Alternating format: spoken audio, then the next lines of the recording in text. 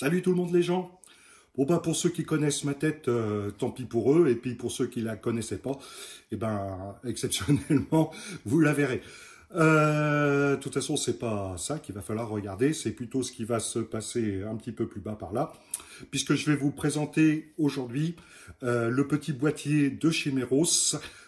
Qui fonctionne via Alexa, entre autres, via l'application Meros et via l'application Alexa et par l'application Alexa également, et qui devrait, une fois branché sur le moteur de ma porte de garage, permettre d'ouvrir à distance et à la voix, et de ma voiture en l'occurrence, la porte de mon garage. Donc vous recevez, alors vous inquiétez pas, ça va être ça va être à l'envers, hein, forcément, puisque je filme avec ma tablette en mode comme ça, en mode portrait. Hein, mais je vous mettrai des photos, donc vous recevez ça dans une petite boîte. Je ne vais pas passer 3 heures sur la boîte et sur les précis, parce que c'est pas ça qui nous intéresse. On va passer directement à la bestiole. Donc vous recevez à l'intérieur, tout est bien rangé, tout est bien complet. Vous recevez à l'intérieur un petit objet comme ça, donc vous voyez, c'est pas très très grand. Hein. Hop, vous voyez, au niveau de mes doigts, toc, de toute façon, vous savez la taille dessus, et tout. Ici, vous voyez, il y a le petit symbole Wi-Fi, une petite LED une petite LED qui devrait s'allumer ou qui clignoter pour comment dire, l'appairer à Alexa et à l'application. Ici, vous avez un petit câble, une petite fiche avec un petit câble à l'intérieur, c'est deux fiches, deux fils, et ça permet d'aller se brancher directement sur cette prise-là. Ici, le fil plus sur le fil plus, le fil moins sur le fil moins, donc je plaisante. Et ça permet d'aller placer le capteur à l'autre bout de la porte, enfin au niveau de la porte, directement du garage et non pas côté moteur. Et ça permet, grâce au petit capteur que vous fixerez avec les petites vis fournies ou avec du double face, de faire en sorte que l'un et l'autre puissent se voir, se lire, si je puis dire. Hop. Voilà, excusez-moi, j'ai pas trop l'habitude de faire des trucs comme ça, voilà, comme ça. Et c'est ce qui permettra à l'application de voir si la porte est ouverte ou si la porte est fermée. Ça peut être utile. Vous voyez, comme il y a une bonne longueur de câble. Donc ce câble-là ira se brancher sur la petite prise rouge. Ici, les petits capteurs iront se brancher à l'autre côté, côté porte en elle-même. Là, ici, il s'agit de l'alimentation pour piloter le moteur en lui-même, si je puis dire. Il y a un fil bleu qui ira pas forcément sur un bouton bleu et un fil marron qui ira pas forcément sur un fil marron, mais à des endroits que j'espère trouver. Mais enfin, normalement, et je remercie encore l'Alexien qui m'a fait le schéma, il se reconnaîtra. Hein, théoriquement, qui ira sur un petit bornier, se brancher sur un petit bornier qui se trouve derrière le cache arrière du moteur Somfy. Donc c'est un moteur Somfy, ma porte de garage. Hein. Donc ça donc sur le bornier, et reste plus que l'alimentation secteur 220. Le câble est assez long, et bien évidemment, c'est branché en USB, mais vous avez fourni, c'est pas toujours le cas d'ailleurs dans certains appareils, l'adaptateur secteur USB n'est pas toujours fourni. Bon là il est fourni avec, donc il n'y aura plus qu'à brancher ça sur le 220.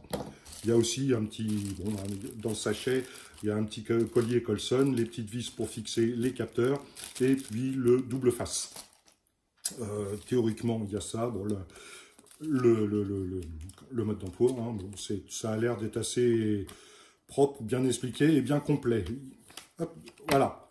Donc, je vais essayer d'aller faire ça dans le garage, d'aller le brancher, d'aller le fixer et de faire en sorte que ça fonctionne. Bon, ça, on verra bien. Et puis, j'ai surtout, si vous me voyez pas, c'est que j'ai fait brûler la Casbah. Voilà, j'ai tout fait sauter.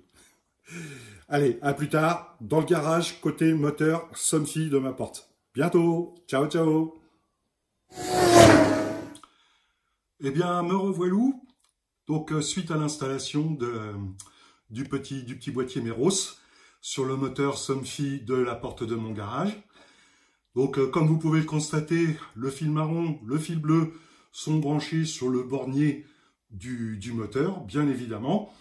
Et, comment dire, donc le fil marron est branché sur le plus. Donc, il y a un petit pont, donc surtout, comme m'a conseillé un gentil Alexien qui m'a donné le plan pour faire le branchement directement sans me tromper, et je le remercie encore donc. Donc le fil marron est branché sur le plus, et puis le fil bleu un petit peu plus loin sur le bornier qui existe. Donc les deux fils qui sont sur l'appareil bien évidemment, que vous voyez ici. Donc la petite, je suis désolé, j'ai les spots de garage qui doivent faire un drôle de lumière. Le voyant vert, lui, est allumé, ce qui indique que le signal Wi-Fi, enfin que déjà c'est sous tension et que le signal Wi-Fi est capté sans problème. Le fil blanc qui court, bah, c'est la prise USB qui est branchée sur l'adaptateur secteur, hein, en 220 continu, bien évidemment. Et puis le câble noir, là où il y a à peu près 250 mètres de trop. Non, je rigole, mais enfin au moins c'est bien. On peut vraiment, la longueur de câble est vraiment suffisamment bonne. On peut vraiment faire ce qu'on veut. Donc ce petit câble là avec la petite fiche rouge, je vais y arriver, court le long du rail de la porte et va jusqu'au petit capteur de présence. Enfin, le capteur de présence de la porte ouverte ou de la porte fermée. Donc là, ça court, le câble court par-dessus l'oreille, hein, et vient jusque-là. Donc bon, bah, la petite adaptation, vous la ferez vous-même. Hein. Pour information, il n'y a pas besoin que ce soit au millimètre, à 1 cm, du moment où ils sont à 1 cm de l'un de l'autre. Pas beaucoup plus quand même, hein, faut pas exagérer. Mais bon, c'est relativement sensible, donc il n'y a pas besoin de faire un truc au millimètre, que ça passe à ras, qui se ferme à ras. C'est vraiment très bien foutu. Donc l'installation, comme je le dis, hein, c'est faite les doigts dans le nez avec des grandes box. Bon là, ça marche avec Alexa Echo Auto dans la voiture. Bon là, la voiture est arrêtée, j'ai pas la clé, mais bon, je peux vous dire que ça fonctionne bien évidemment.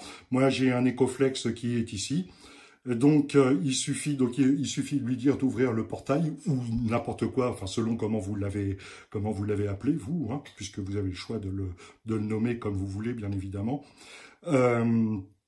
Et quand vous l'ouvrez, il vous demande automatiquement un petit code que vous avez rentré, vous, directement. Donc, je pense qu'on peut le changer par la suite. Mais bon, évidemment, si vous dites juste bidule ouvre la porte du garage, bah, s'il y a un voisin qui passe et puis qui entend, rien n'empêchera de rouvrir la porte le prochain coup.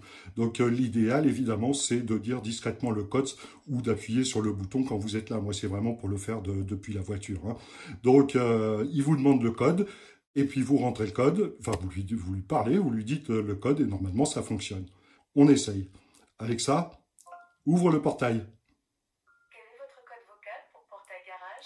Alors je l'effacerai au montage.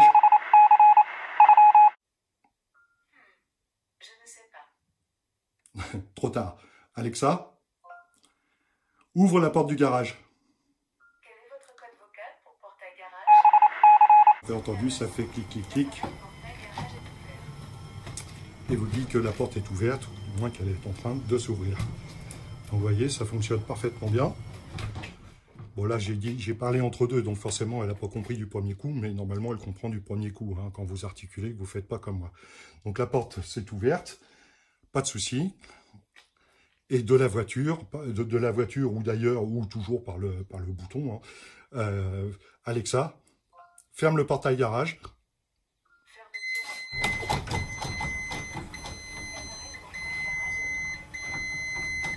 Donc à la fermeture, ça émet un petit bip bip comme vous l'avez entendu, qui avertit de ne pas rester sous la porte. Hop, et voilà, la porte est fermée, tout a bien fonctionné.